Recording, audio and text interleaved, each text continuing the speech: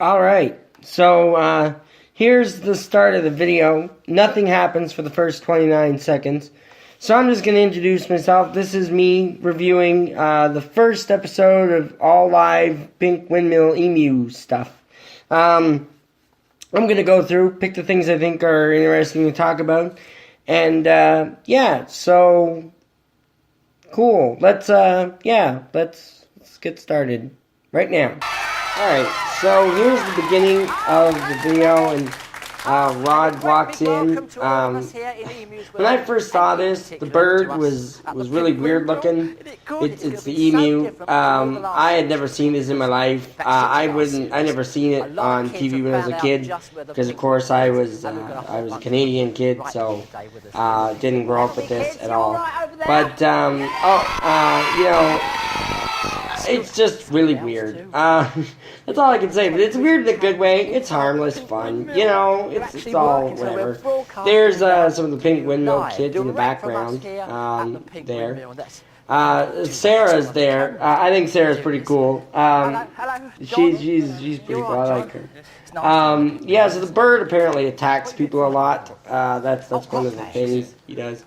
But this isn't even the best part. Of course, everybody's familiar with the most popular part of it, which is the dance and the other thing. Oh, yeah, there it goes, attacking everybody. Yeah, that's always fun.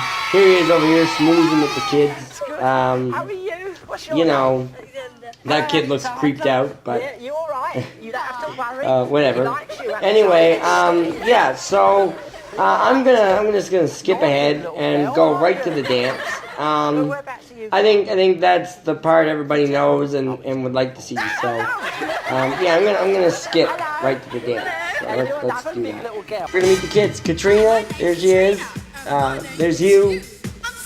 There's Sarah, Emma, Joe. Joe to you, by the way.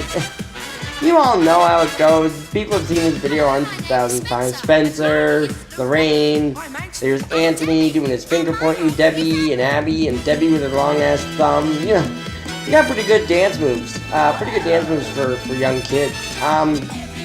Now I said on Twitter that I would have loved to see the beginning of this video where they introduce themselves with another angle. So I would give up like a month of my wages just to see a side angle, so I could see. Like, we'll go back to 255 here.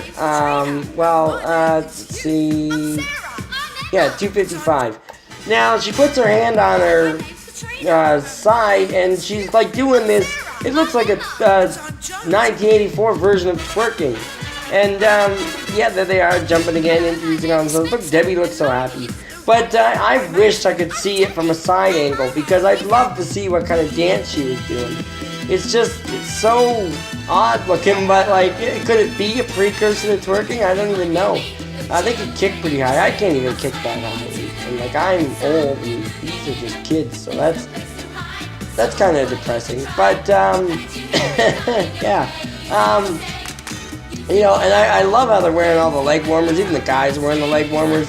I never grew up in the 80s, grew up in the 90s, so it's all weird to me. I love the 80s, but, you know, it would have been nice to be around then. Here they are outside. I wonder if this was the thing outside the studio. I don't know. I can't see them going too far for an outside shot, so it's probably really close to the studio or something.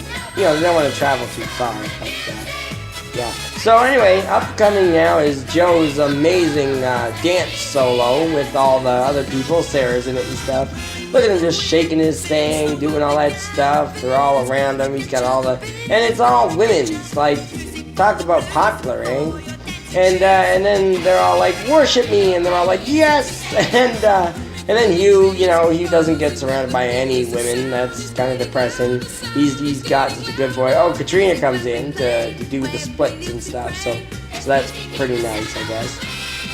And oh, look at that arm pumping. I mean, that's some high energy stuff. You know, I do something like that nowadays. I get worn out, but they're just going at it, pumping their arms and stuff.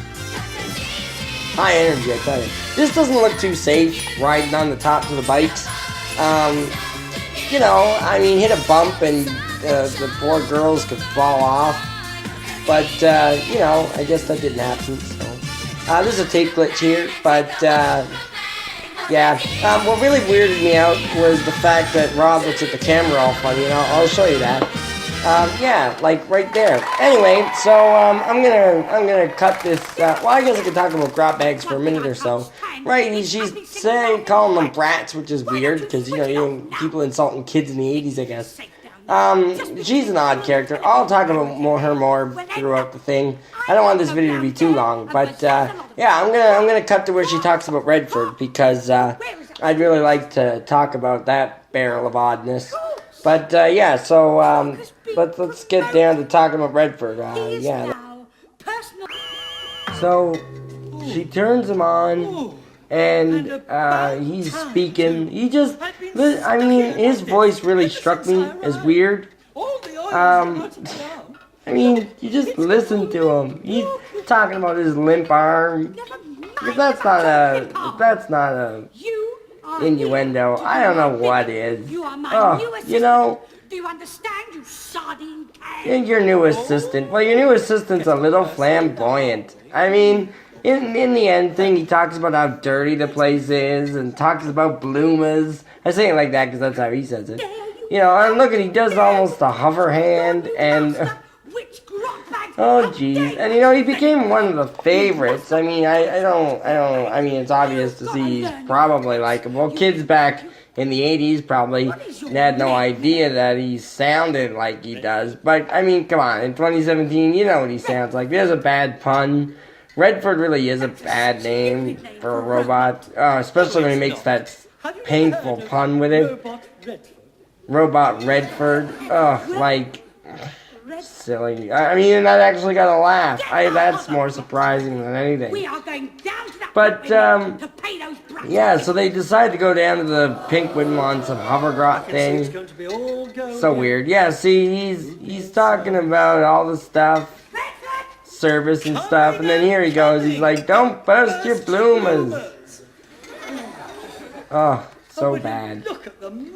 But yeah, anyway, let's get on to the next part.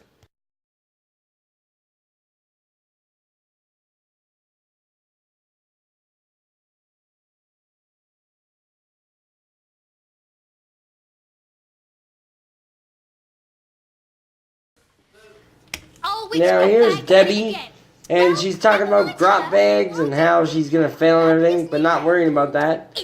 And it's spin quiz. Oh, geez, you know, that's so cool. And on the first episode here, it turns out that the things don't work, which is really unfortunate. But they call somebody, and I think Sarah comes to help, which is really cool. Sarah apparently doesn't know how to dial a phone, but you'll see that in a second. And so, yeah, that's funny. Oh, he's telling them how he was getting all kinds of stuff. You know, some of these kids that got prizes, it really would, like, some of them in today's market would be worth thousands of dollars, and... you know, I bet they just ended up opening them and sticking them in, like, storage bins and just forgetting about them and stuff. But yeah, like, crazy. And the star prizes were always kind of cool. But, yeah, anyway, you see the person win a prize and it's all good. But what we're going to do is, oh yeah, Emma, yeah, the pocket radio. And then Hugh comes in and steals her sunshine with this dartboard. I don't even know who the guy is who they mentioned. I never looked him up or anything, but... it was like, you bastard, you stole my spotlight and everything.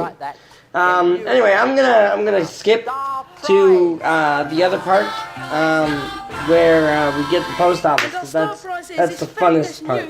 So yeah, we're gonna skip to the post office. There's a Raleigh bike. Yeah, so we're gonna skip to the post office right now.